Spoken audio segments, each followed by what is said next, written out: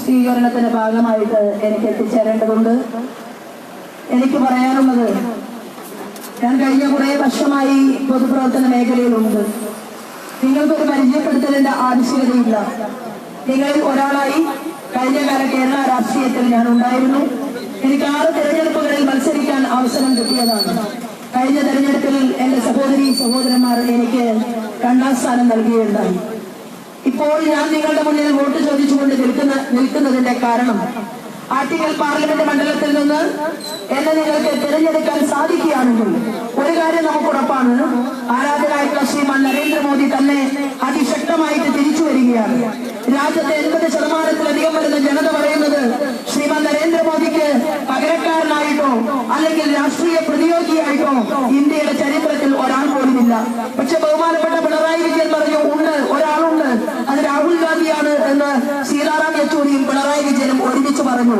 പക്ഷേ ആ രാഹുൽ ഗാന്ധി, പ്രിയപ്പെട്ടവരെ, ആ നാട് വിട്ട് ദേശീയ രാഷ്ട്രീയത്തില് നമ്മുടെ ഭാരതത്തില് നോർത്ത് ഇന്ത്യയുടെ തെരുവേദിയിൽ ഒരു ടിക്കറ്റിൽ പോലും മത്സരിച്ച് ജയിക്കാൻ സാധ്യമല്ല എന്ന് ബോധ്യം വന്നുകൊണ്ട് ഇവിടേക്ക് ഓടി വന്ന ഒരു കാലാംശത്തിലാണ്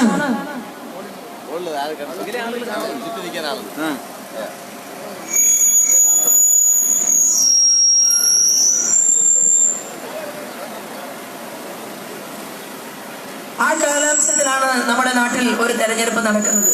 ഞാൻ ഒരു ചെറിയ ചോദ്യം നിങ്ങളോട് ചോദിക്കാൻ ആഗ്രഹിക്കുന്നു. ഒരുപക്ഷെ നേരത്തെ പറഞ്ഞതുപോലെ ഭാരതീയ ജനതാ പാർട്ടിയുടെ ഏറ്റവും ഉന്നത അധികാര ബോഡി എന്ന് പറയുന്ന ദേശീയ നിർവാഹക സമിതി അംഗമായിട്ട് എനിക്ക് കഴിഞ്ഞ 4-4.5 വർഷമായിട്ട് പ്രവർത്തിക്കാൻ അവസരം കിട്ടിയിട്ടുണ്ട്. ഞാൻ ഒരു പാവപ്പെട്ട കർഷക തൊഴിലാളി കുടുംബത്തിൽ ജനിച്ചു വളർന്ന് അന്നും ഇന്നും ഒരു തുറന്ന പുസ്തകം പോലെ നിങ്ങളുടെ മുന്നിൽ ജീവിക്കുകയാണ്. എനിക്ക് പറയുവാനുള്ളത്, ആ ഉന്നതാധികാര സമിതിയിൽ ഇന്ത്യൻ രാഷ്ട്രീയം നമുക്ക് ചർച്ച ചെയ്യാം, കേരള രാഷ്ട്രീയം ചർച്ച ചെയ്യാം. പക്ഷേ ആളുകൾക്ക് വീട് കൊടുക്കാൻ, ആളുകൾക്ക് കുടിവെള്ളം എത്തിക്കാൻ, നമുക്ക് നല്ല റോഡുകൾ ഉണ്ടാക്കാൻ, നമുക്ക് കേന്ദ്രാവിഷ്കൃത പദ്ധതികൾ നിങ്ങളിലേക്ക് എത്തിക്കണമെങ്കിൽ നിങ്ങളാണ് രാജാക്കന്മാർ. ആളുകൾ ചോദിക്കുന്നു, എങ്ങനെ ഭാരതീയ ജനതാ പാർട്ടിക്ക് ജയിക്കാൻ സാധിക്കും? ജനമാണ് അത് തീരുമാനിക്കുന്നത്. ജനത്തിന്റെ ആ അധികാരത്തെ ആ ജനം ശരിയായ ദിശയിൽ വിനിയോഗിച്ചപ്പോഴാണ് 1984-ൽ 404 എംപിമാരുണ്ടായിരുന്ന ഇന്ത്യൻ നാഷണൽ കോൺഗ്രസിന് കേവലം 44 സീറ്റിലേക്ക് ചുരുങ്ങേണ്ടി വന്നത്. പാവപ്പെട്ടവരോട് കൊടുത്ത വാക്ക് നിർവഹിച്ചില്ല. ആറ്റിങ്ങൽ പാർലമെന്റ് മണ്ഡലത്തിൽ നിന്ന് UDF-നും LDF-നും നിങ്ങൾ തെരഞ്ഞെടുത്തു. നിരവധി വർഷങ്ങൾ അവർ ഈ ആറ്റിങ്ങൽ പാർലമെന്റ് മണ്ഡലത്തെ ഭരിച്ചിട്ട് നിങ്ങളുടെ മുന്നിൽ വെച്ച വാഗ്ദാനങ്ങളൊന്നും അവർക്ക് പാലിക്കാൻ സാധിച്ചില്ല എന്നുള്ളത് കൊണ്ട് തന്നെയാണ് ഞങ്ങളുടെ സ്ഥാനാർത്ഥിത്വം പ്രസക്തമാകുന്നത്. പ്രിയപ്പെട്ടവരെ, ഒരു അവസരം നൽകിയാൽ പാർലമെന്റിൽ ശ്രീമാൻ നരേന്ദ്രമോദിയോടൊപ്പം കടന്നു ചെന്ന് നമ്മളിൽ ഒരാളായിട്ട് നിങ്ങളായിരിക്കും ഈ പാർലമെന്റിനെ നയിക്കുക. ഒരുപക്ഷെ ശോഭാ സുരേന്ദ്രൻ എന്ന് പറയുന്ന ഒരു വ്യക്തി ജനപ്രതിനിധിയായി അധികാര കേന്ദ്രത്തിലേക്ക് വന്നാലും ഞാൻ ആഗ്രഹിക്കുന്നത്, ഞാൻ ചിന്തിക്കുന്നത്, ഒരു ജനകീയ സഭ വിളിച്ചു ചേർത്തുകൊണ്ട് അവിടെ ജാതിക്കും മതത്തിനും കക്ഷിക്കും അതീതമായി കൊണ്ടുള്ള ഒരു ജനസഭയായിരിക്കും ഈ പാർലമെന്റിനെ നയിക്കുക. എങ്ങനെയായിരിക്കണം ഇവിടുത്തെ MP ഓരോ ചുവടും വെക്കേണ്ടത് എന്ന് ആറ്റിങ്ങൽ പാർലമെന്റ് മണ്ഡലത്തെ സഹോദരന്മാർക്ക് തീരുമാനിക്കാൻ സാധിക്കുന്ന രീതിയിലായിരിക്കും നമ്മൾ ഒരു റിപ്പോർട്ട് ഉണ്ടാക്കുക. ആ റിപ്പോർട്ടിന്റെ അടിസ്ഥാനത്തിലായിരിക്കും ഈ പാർലമെന്റിന്റെ വികസന പ്രവർത്തനങ്ങൾക്ക് വേണ്ടി ഞാൻ മുന്നോട്ട് പോകുക എന്ന് മാത്രം സൂചിപ്പിച്ചുകൊണ്ട്, എനിക്ക് അതിനുള്ള യോഗ്യതയുണ്ട് എന്ന് നിങ്ങൾ കരുതുന്നുവെങ്കിൽ എന്റെ തെരഞ്ഞെടുപ്പ് ചിഹ്നം താമരയാണ്. താമരയിൽ ഒരു വോട്ട് നൽകിക്കൊണ്ട് എന്നെ നിങ്ങൾ വിജയിപ്പിക്കണമെന്ന് അപേക്ഷിക്കാനാണ് ഞാൻ ഇവിടെ എത്തിച്ചേർന്നിട്ടുള്ളത്. ആരാധനായിട്ടുള്ള ശ്രീമാൻ നരേന്ദ്രമോദിയുടെ 5 വർഷത്തെ വികസന നേട്ടങ്ങൾക്ക് ഒരു വോട്ട്. കൂടാതെ നിങ്ങൾ ആരും മറന്നിട്ടില്ലല്ലോ, കഴിഞ്ഞ തുലാമാസം 1-ാം തീയതി മുതൽ ഞാനും നിങ്ങളും റോഡിലായിരുന്നു, തെരുവിലായിരുന്നു. അമ്പലമുറ്റത്ത് ഞാനും നിങ്ങളും കരഞ്ഞു. വിരിവെക്കാനുള്ള അവകാശത്തിന് വേണ്ടി, നാമം ചൊല്ലാനുള്ള അവകാശത്തിന് വേണ്ടി ഒരു വിശ്വാസി പോലും, ഒരു ഇസ്ലാമോ ക്രിസ്ത്യാനിയോ ഹിന്ദുവോ ആയിട്ടുള്ള ഒരു വിശ്വാസി പോലും, എല്ലാവരും ആഗ്രഹിച്ചത് സമാധാനപൂർവ്വം ശാന്തിയോടുകൂടി നമ്മൾ ക്ഷേത്രമുറ്റത്ത് നിൽക്കണമെന്നും ജപിക്കണമെന്നും പ്രാർത്ഥിക്കണമെന്നും ആയിരുന്നുവെങ്കിൽ കേരളത്തിന്റെ മുഖ്യമന്ത്രി പിണറായി വിജയൻ അതിനെ തകർക്കാൻ ആസൂത്രിതമായിട്ടുള്ള ഗൂഢാലോചന നടത്തിക്കൊണ്ട് ഇവിടുത്തെ പാവപ്പെട്ടവന്റെ മക്കളെ ജയിലരികൾക്കൊക്കെ തടച്ചപ്പോൾ നിങ്ങളുടെ സഹോദരിയായിട്ടുള്ള എനിക്ക് 40ഓളം കേസുകൾ ചാർത്തി തന്നിട്ടുണ്ടെങ്കിൽ ഒറ്റ വരി കൂടി സൂചിപ്പിച്ചുകൊണ്ട് ഞാൻ എന്റെ വാക്കുകൾ നിർത്താൻ ആഗ്രഹിക്കുന്നു. കേസുകെട്ടുകൾ കണ്ട് പാതി വഴിക്ക് വഴി ഉപേക്ഷിച്ച് വീട്ടിൽ പോകുന്ന പാരമ്പര്യമല്ല നേതൃത്വം നൽകുന്ന NDAക്കുള്ളത് എന്ന് കൂടി സൂചിപ്പിക്കാൻ ഈ അവസരത്തെ ഉപയോഗപ്പെടുത്തുകയാണ്.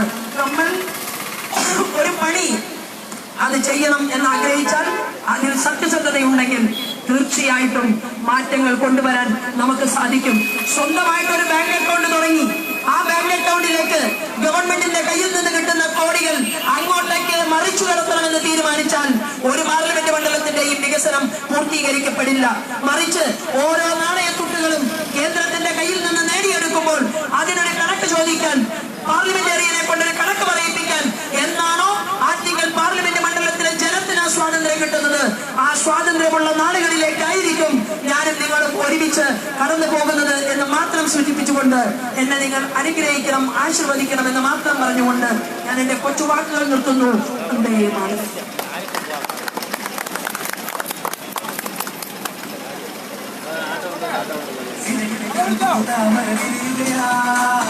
ബഹുമാന്യരെ, ബാഹ്യവും ആഭ്യന്തരവുമായി ഭാരതം നേരിട്ട ഒട്ടേറെ വെല്ലുവിളികളെ നട്ടല്ലുറപ്പോടെ നേരിട്ട ശ്രീ നരേന്ദ്രമോദിജിയുടെ ഭരണം വീണ്ടും ഈ നാട്ടിൽ വരണം, അതിന് താമര വിരിയണം എന്ന് നമ്മെ ഓർമ്മിപ്പിച്ചുകൊണ്ട് ഈ ആറ്റിങ്ങൽ മണ്ഡലത്തിലും തങ്ക താമരയുടെ പൊന്നിതളുകൾ വിരിയിക്കുവാൻ കാലം എത്തിച്ച കരുത്തുമായി ഇതാ കടന്നു വരികയാണ് ശ്രീമതി ശോഭ സുരേന്ദ്രൻ കടന്നു വരികയാണ്.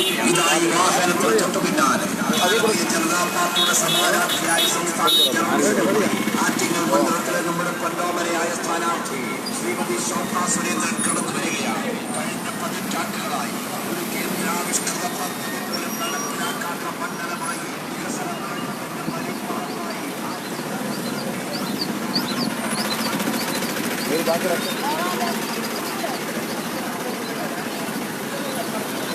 ചേട്ടാ കണ്ടിന്യൂ ചെയ്യുന്നില്ലേ?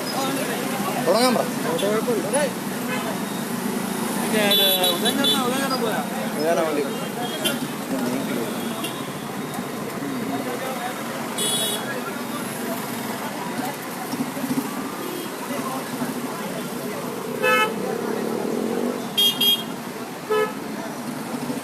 ഇവിടെ ഫ്രെയിം തുടങ്ങി.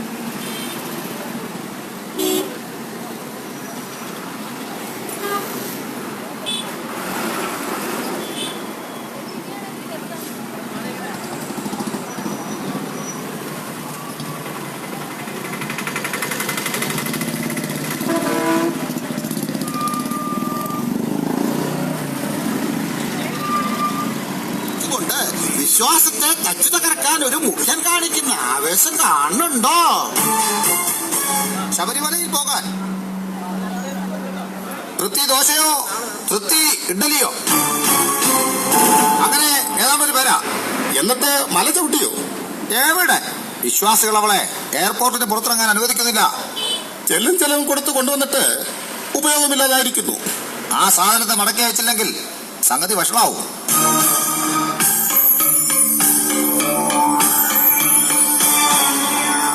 കുടുംബത്തിൽ പിറന്ന അഭിമാനമുള്ള ഒരു യുവതികളും ശബരിമലയിൽ പോകാൻ തയ്യാറാകത്തില്ല.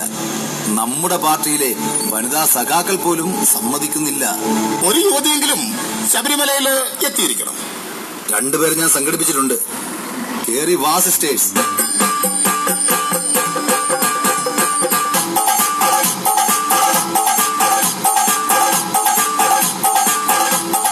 ഇതാണ് ആ സാധനങ്ങൾ. കനകലതയും സിന്ധുവും ശബരിമലയിൽ പോകാൻ ഇവർ തയ്യാറാണ്. ചുംബന സമരം നടത്തിയവരാണ്. മല ചവിട്ടാൻ ഞങ്ങൾ തയ്യാറാ. പക്ഷേ വരുന്ന നിയമസഭാ തെരഞ്ഞെടുപ്പിൽ ഞങ്ങളെ സ്ഥാനാർത്ഥിയാക്കണം. ഉറപ്പ്. ജയിച്ചാൽ നിങ്ങളെ മന്ത്രി, വകുപ്പ്, ചുംബന വികസനം. മതി. പിന്നെ ആർപ്പോ ഇറോ ആർത്തവം എന്നൊരു ഷോ കൂടി ഞങ്ങൾ നടത്തുന്നു. അതിന്റെ ഉദ്ഘാടനം മുഖ്യൻ തന്നെ നിർവഹിക്കണം. തീർച്ചയായും. യുവാക്കള് കൊല്ലപ്പെട്ട വീടുകളിലും ദുരന്തം നടന്ന തീരദേശത്തും പോകാതെ ഉദ്ഘാടനത്തിന് ഞാൻ വരും. ശബരിമലയിൽ പോയാൽ ഭർത്താക്കന്മാർ നിങ്ങളെ ഉപേക്ഷിച്ചാലോ? പുതിയ ഭർത്താവിനെ ഞങ്ങൾ തന്നെ കണ്ടെത്തിക്കോളാം. അർഹാന ഫാത്തിമയും സീറ്റി മറിയയും ശബരിമലയിൽ പോകാൻ തയ്യാറായിട്ടുണ്ട്. എങ്ങനെയായാലും ശബരിമലയിലെ ആചാരങ്ങളെയും വിശ്വാസങ്ങളെയും പൊളിച്ചെടുക്കണം. നിങ്ങൾക്ക് വേണ്ടുന്ന എല്ലാ സഹായങ്ങളും സർക്കാർ ചെയ്തു തരും. പുലി പിടിച്ചാലോ? ഇൻകുലാബ് സിന്ദാബാദ് എന്ന് വിളിച്ചാൽ മതി. അപ്പോഴോ അത് പുലി തീർത്തു തരും. മജ്ജയത്തമ്മയെ കാൽതൊട്ടു വന്ദിച്ചു മകനെ തുടങ്ങു നിൻ യാത്ര. അദ്വൈത വേദാന്ത ചിന്തതൻ വഴിയിലൂടാഭ്യന്തമില്ലാത്ത യാത്ര.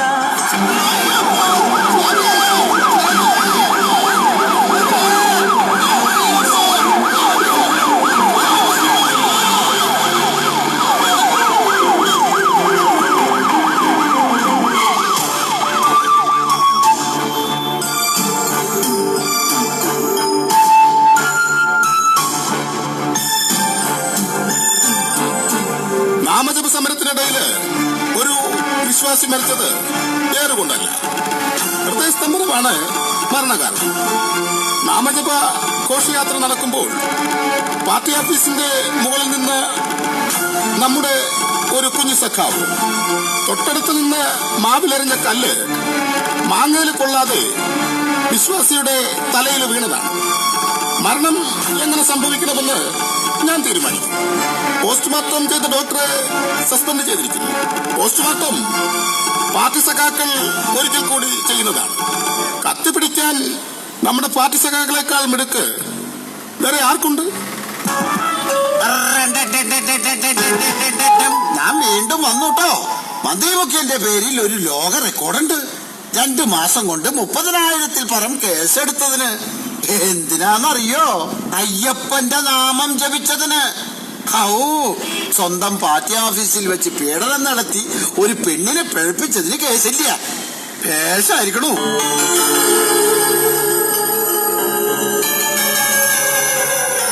അല്ല, റോക്കറ്റ് വിട്ട പോലെ ആരൊക്കെയോ ഇങ്ങോട്ട് വരണുണ്ടല്ലോ. വരട്ടെ വരട്ടെ, നോം അങ്ങോട്ട് മാറി നിൽക്കാം. നിങ്ങളെ കണ്ടോളുക.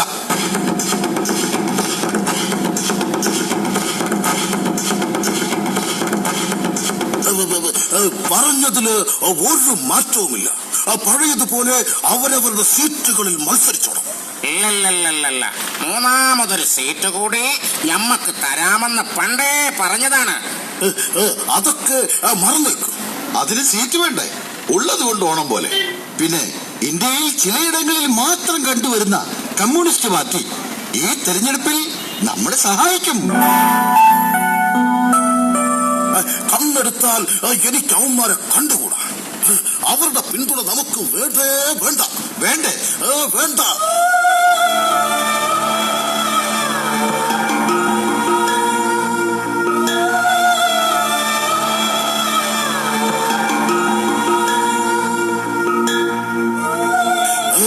ആ പോയ സ്ത്രീ നല്ല പരിചയം.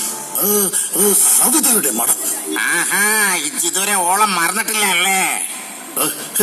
എന്ന് വട്ടം ചുറ്റിച്ചവള് എനിക്ക് അങ്ങനെ മറക്കാൻ പറ്റുമോ സാഹിബേ? ഹൈക്കമാൻഡിന്റെ തീരുമാനം പോലെ നമ്മളും കമ്മ്യൂണിസ്റ്റ് പാർട്ടിയും തമ്മിൽ ചില രഹസ്യ ധാരണകളുണ്ട്. നരേന്ദ്രമോദിയെയും കൂട്ടരെയും തോൽപ്പിക്കാൻ ഒന്നിച്ചു നിൽക്കണം. NDA ജയിക്കാൻ സാധ്യതയുള്ള മണ്ഡലങ്ങളിൽ നമ്മൾ ഒന്നിച്ചു നിൽക്കും. നമ്മൾ 2 കൂട്ടരുടെയും പൊതുശത്രുവല്ലേ NDA. ഈ കച്ചവടത്തിൽ ഞാനില്ലേ. 2 വള്ളത്തിൽ കാലുവെച്ച് യാത്ര ചെയ്താൽ അണ്ടം കീറിപ്പോകും. ഡൽഹിയിലേക്കുള്ള യാത്രയിൽ 1 വള്ളത്തിലും കേരളത്തിലെ യാത്രയിൽ 2 വള്ളത്തിലും പോകും. കേരളത്തില് നമ്മൾ മാറി മാറി ഭരിക്കും. അവിടെ 3ാമതൊരാളെ കയറ്റണോ? ഇല്ലല്ലല്ലല്ല, പാടില്ല പാടില്ല പാടില്ല. പരസ്പരം ചെളിവാരി അറിയാതെ മുഖ്യ ശത്രുവിനെ തോൽപ്പിക്കുക, അതിനെന്ത് നാറിയ രാഷ്ട്രീയം നമ്മൾ കളിക്കണം?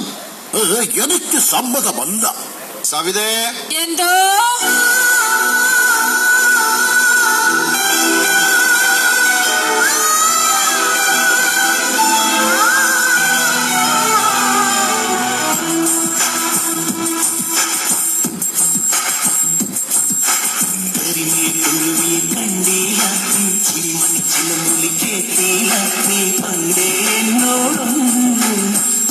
എന്നെ വിളിച്ചായിരുന്നോ?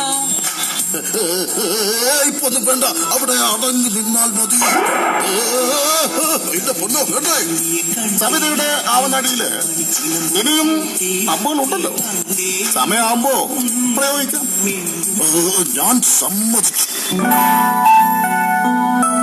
സ്നേഹഭാവം വെടിഞ്ഞ് ശത്രുഭാവമാകൂ. വർഷങ്ങളായി നമുക്ക് വോട്ട് ചെയ്യുന്ന ജനങ്ങൾ വരുന്നു. ആ വെട്ടികളുടെ വിചാരം നമ്മൾ ഇപ്പോഴും രാഷ്ട്രീയ പ്രതിയോഗികളാണെന്നാ. പക്ഷേ മോദിയെ പറത്താൻ നമ്മൾ ഒന്നിച്ച കാര്യം ആ പോയവർക്കറിയില്ല.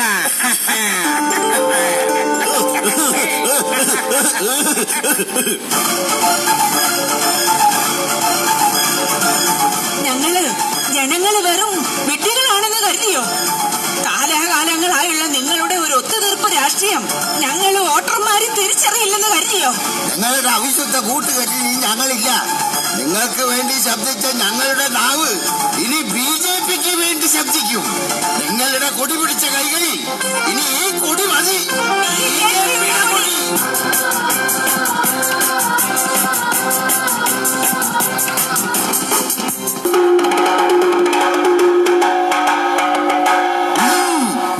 വരണുണ്ട് ഇവിടുത്തെ MP. വരിക.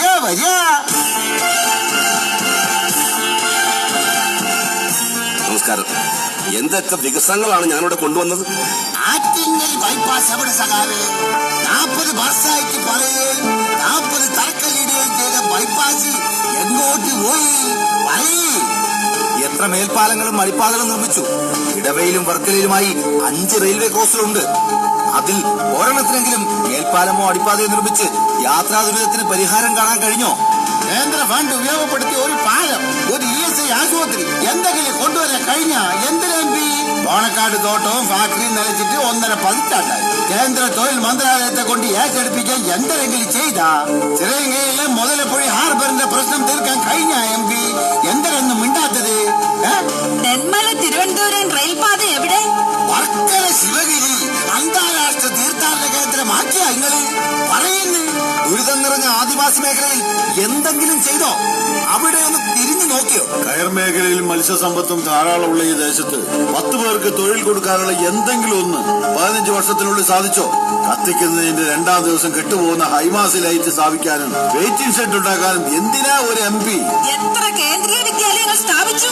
തെരഞ്ഞെടുപ്പ് പ്രഖ്യാപിച്ച ശേഷം കുഞ്ഞുങ്ങളെടുക്കാനും തൊട്ടിലിട്ടാട്ടാനും സുഖവിവരം അന്വേഷിക്കാനും പിന്നെ ഹൈന്ദവ ദൈവത്തെ കുറ്റം പറഞ്ഞിട്ട് ക്ഷേത്രത്തിൽ ചെന്ന് അന്നദാനം വെട്ടി വീങ്ങാനും നേരം കണ്ടെത്തുന്ന MP അങ്ങോട്ട് പെരിങ്ങമല പ്ലാന്റിൽ കഴിഞ്ഞ 1 വർഷമായിട്ട് നടക്കണ നിരാഹാര സമരവും ജാഥയും ഒന്ന് പോയി കാണാൻ തോന്നിയ ആർക്ക്?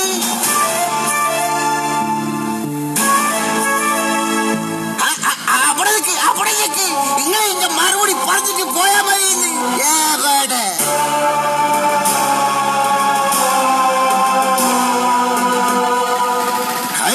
കണ്ടോ മറുപടി ഇല്ലാതെ ഓടിപ്പോയത് കണ്ടോ? 10നും 50നും ഇടയിൽ പ്രായമുള്ള സ്ത്രീകളെ ശബരിമലയിൽ പ്രവേശിപ്പിക്കാൻ പെടാപ്പാടുപെടുന്ന പാർട്ടിയുടെ ഓഫീസുകളിൽ സ്ത്രീകൾക്ക് പ്രവേശിക്കാൻ പറ്റാണ്ടായി. എന്താ കാര്യം എന്നറിയോ? നവോത്ഥാനം തലയ്ക്ക് പിടിച്ചത് കൊണ്ട് ചെർപ്പളശ്ശേരി പാർട്ടി ഓഫീസില് വിപ്ലവ കുഞ്ഞങ്ങട് പറന്നു.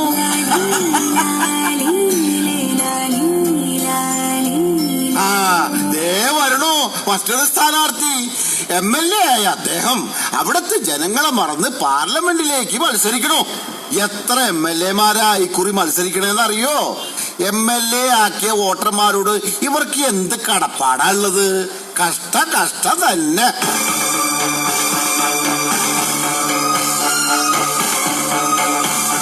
വിവാദ നായിക സവിതയുമായി താങ്കൾക്ക് ബന്ധമുള്ളതല്ലേ? ബിനാമി പേരിൽ ബാംഗ്ലൂരിൽ ഏക്കറക്കിന് മുന്തിരിത്തോട്ടമില്ലേ അങ്ങേക്ക്?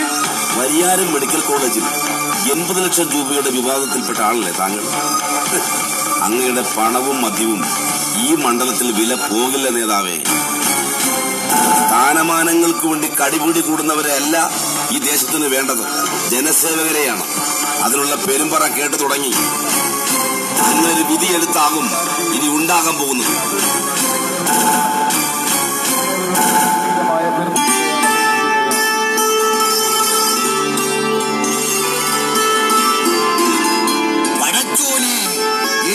തള്ളലാണ് തള്ളണത്. പാവങ്ങൾക്ക് പ്രതിമാസം 12,000 രൂപ കൊടുക്കൂന്ന്. LEP നാടാവോ എന്ന മുദ്രാവാക്യം ഉയർത്തിയിട്ട് ദരിദ്രർക്ക് ഒരു കോപ്പ് കൊടുക്കാത്തവരാ 12,000 ഉറുപ്പ്യ കൊണ്ട് വന്നിരിക്കുന്നേ. എന്റെ ഗോപാലേട്ടാ, ഇപ്പോഴാ നമ്മുടെ രാജ്യത്തിന് ഒരു നാഥനുണ്ടെന്ന് തോന്നുന്നത്. ശരിയാ, വായിൽ സ്വർണ്ണക്കരണ്ടിയുമായി പിറന്നു വീണ ആളല്ലല്ലോ പ്രധാനമന്ത്രി നരേന്ദ്രമോദി. വിശപ്പും ദാഹവും അറിഞ്ഞു വളർന്ന ആളല്ലേ. അതുകൊണ്ട് ജനങ്ങളുടെ ഇല്ലായ്മയും ദാരിദ്ര്യവും ഒക്കെ നന്നായി അദ്ദേഹത്തിന് അറിയാം. 6 കോടി സൗജന്യ LPG കണക്ഷൻ തന്നില്ലേ? 60,000 കോടി രൂപയാ തൊഴിലുറപ്പ് പദ്ധതിക്ക് നൽകിയത്. എന്റെ ഇക്ക 5 ലക്ഷം രൂപ വരെ ആദായ നികുതിയും ഇല്ല. മാത്രമല്ല 2014 നികുതി വരുമാനം 6.38 ലക്ഷം കോടി ആയിരുന്നത് ഇപ്പോ 12 ലക്ഷം കോടിയിൽ എത്തി നിൽക്കുന്നു. 60 വയസ്സ് കഴിഞ്ഞ ഞമ്മളെ പോലുള്ള വൃദ്ധന്മാർക്ക് പ്രതിമാസം 3,000 ഉറുപ്പ്യ പങ്കാളിത്ത പെൻഷനുണ്ട്. നോട്ട് അസാധുവാക്കൽ ലോകമണ്ടത്തരം എന്ന് പ്രതിപക്ഷം പറയുന്നതിന്റെ കാരണമെന്താ? അവരുടെ പണം വെളുപ്പിക്കാൻ കഴിയുന്നില്ലത്രേ. അവരെ പിന്താങ്ങുന്ന കോടീശ്വരന്മാരെ സഹായിക്കാൻ കഴിയാത്തത് കൊണ്ടാ മോദിജിയെ കുറ്റം പറയുന്നത്. പിന്നെ നികുതി നൽകുന്നവരുടെ എണ്ണം 3.75 കോടിയിൽ നിന്ന് 6.85 കോടിയിലെത്തി. BPLക്കാർക്ക് സൗജന്യ ഇൻഷുറൻസ് പദ്ധതി നടപ്പിലാക്കി. ലോകത്തെ ഏറ്റവും വലിയ പെൻഷൻ പദ്ധതി നമ്മുടെ രാജ്യത്തിനാണത്രേ. ശരിയാ, 68% ഗ്രാമങ്ങളും മാലിന്യ വിമുക്തമാക്കി. മാത്രമല്ല സൗജന്യ യോജന പ്രകാരം 18,600 ഗ്രാമങ്ങളാ വൈദ്യുതീകരിച്ചത്. കുടുംബവാഴ്ചക്കാർ രാജ്യം ഭരിച്ചപ്പോഴും ഗ്രാമങ്ങളൊക്കെ ഇവിടെ തന്നെ ഉണ്ടായിരുന്നേ. 39,000 കോടി രൂപയുടെ കള്ളപ്പണമാണ് പിടിച്ചെടുത്തത്. ഒരു രാജ്യം ഒരു നികുതി. അതാണ് ഇപ്പോൾ ഉള്ളത്. മാത്രമല്ല 24,600 കിലോമീറ്റർ റോഡ് നിർമ്മിച്ച്. ഇതൊക്കെ യാഥാർത്ഥ്യല്ലേ? അടുത്ത 5 കൊല്ലം കൂടി മോദി ഭരിച്ചാൽ നമ്മുടെ രാജ്യം വികസനത്തിൽ ഒന്നാമതാകുമെന്ന ലോക രാജ്യങ്ങൾ പറയുന്നത്. ശരിയാ, അപ്പോഴും നമ്മുടെ കുറെ ആൾക്കാർക്ക് രാജ്യത്തെ ഒരു കുടുംബത്തിന്റെ കാൽച്ചുവട്ടിൽ കൊണ്ടുവയ്ക്കണം. കഴിഞ്ഞ 5 വർഷത്തിനിടയിൽ എന്തെങ്കിലും ഒരു അഴിമതി വന്നോ? തന്നെ തീവ്രവാദികളോട് ഒരു വിട്ടുവീഴ്ചയും കാണിച്ചിട്ടില്ല. അവരുടെ തറവാട്ടിൽ ചെന്നല്ലേ കത്തിച്ചിട്ട് പോകുന്നത്. അതില് കൊല്ലപ്പെട്ടവരുടെ എണ്ണം കാണിക്കണമെന്നും പറഞ്ഞ് നേതാക്കളുള്ള നാടാ നമ്മുടെ. എന്റെ ഇക്ക, രാജ്യത്തിന് ആവശ്യം നരേന്ദ്രമോദിയെ പോലുള്ള ഭരണാധികാരികളാണ്. അതുകൊണ്ട് എന്റെ വോട്ട് താമര ചിഹ്നത്തിൽ. സത്യം പറയാല, ഞമ്മള് മോദിയുടെ പാർട്ടിക്കാരനല്ല. പക്ഷെങ്കിൽ ഇത്തവണ ഞമ്മന്റെ കുടുംബത്തിന്റെ വോട്ട് താമരക്ക്. കാരണം എന്താണ്? നമ്മുടെ രാജ്യം വളരണം. ഞാൻ നേരത്തെ തീരുമാനിച്ചു, നന്മ ചെയ്യുന്ന മോദിജിക്ക് എന്റെ കുടുംബത്തിന്റെ വോട്ട്. നമ്മുടെ വോട്ട്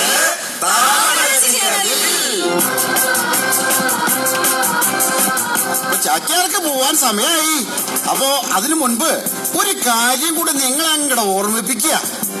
രാജ്യത്തിന്റെ പരമാധികാരം കുടുംബവാഴ്ചയ്ക്ക് തീരെഴുതി കൊടുക്കാതിരിക്കാൻ, കൊലപാതക രാഷ്ട്രീയക്കാർക്ക് ഈ മണ്ണിൽ സ്ഥാനമില്ലെന്ന് കൽപ്പിക്കാൻ, നരേന്ദ്രമോദിയുടെ മനസ്സിനും കരങ്ങൾക്കും ഊർജം പകർന്നു കൊടുക്കാൻ വോട്ടുകൾ താമരചിഹ്നത്തിൽ തന്നെ ആവണം. ഈ ചാക്യാരുടെ വോട്ടും താമരചിഹ്നത്തിൽ തന്നെയാണ്. അപ്പൊ എല്ലാവർക്കും നന്ദി, നമസ്കാരം.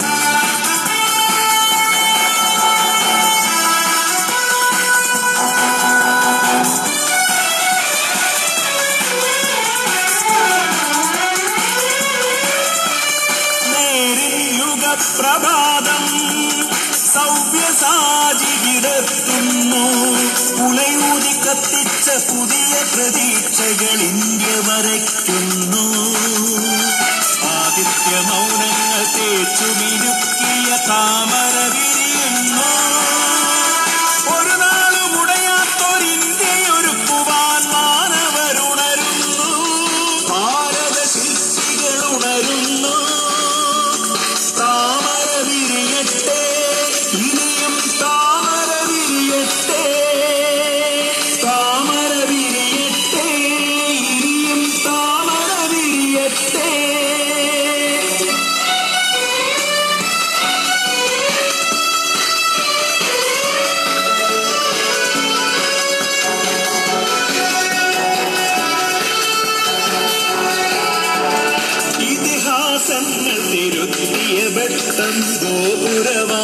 തുറക്കുന്നു. മാറ്റത്തിന്റെ ചിറകുകൾ വീശി ഭാരതമക്കൾ കൈകോർക്കുന്നു. കർമ്മഭൂമിയിൽ താമര വിരിയുന്നു.